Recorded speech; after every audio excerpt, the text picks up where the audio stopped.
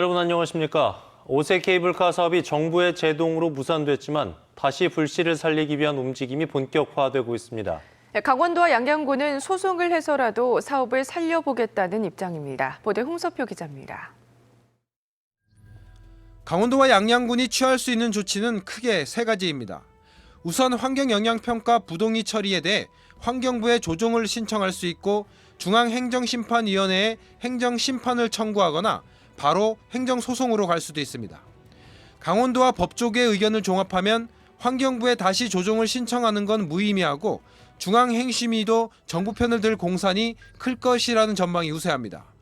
중앙행심위가 지난 2017년 6월 문화재청이 5세 케이블카 관련 문화재 현상 변경 허가를 거부한 것이 위법하다며 양양군의 손을 들어줬지만 지난 2월 전북 진안군이 추진하던 마이산 케이블카의 환경영향평가 부동의 취소 행정심판에서는 생태축과 지형, 지질, 경관자원 훼손 우려가 크다며 기각했습니다. 정권이 바뀌면서 중앙행정심판위원회의 구성원도 바뀌었기 때문에 강원도와 양양군이 행정심판을 청구해봐야 마이산과 같은 결과가 뻔하다는 겁니다. 그럼 남아있는 카드인 행정소송은 어떨까? 환경영향평가협의는 행정의 내부 절차가 아닌 처분으로 볼 수 있어 행정소송의 대상으로는 충분하다는 데는 이견이 없습니다. 문제는 이번 환경부 결정의 부당함과 불합리성, 위법성 등을 어떻게 증명하느냐입니다. 강원도와 양양군은 정부 시범사업에 선정되고 국립공원위원회도 통과한 사업에 대한 환경부의 모순적 결정과 관련 소송에서 모두 승소한 점을 부각할 계획입니다. 또 과거 중앙행심위의 결정과도 환경부의 부동의가 배치된다는 점을 강조하기로 했습니다. 문화재 현상 변경 허가라든가 각종 저희가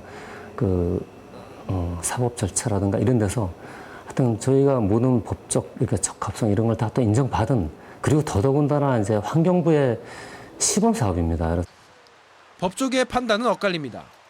승산이 있다는 쪽은 케이블카 사업이 과거와 달라진 것은 정권밖에 없고 사업 계획이나 현장 등은 그대로라는 사정 변경이 없다는 점을 강조합니다.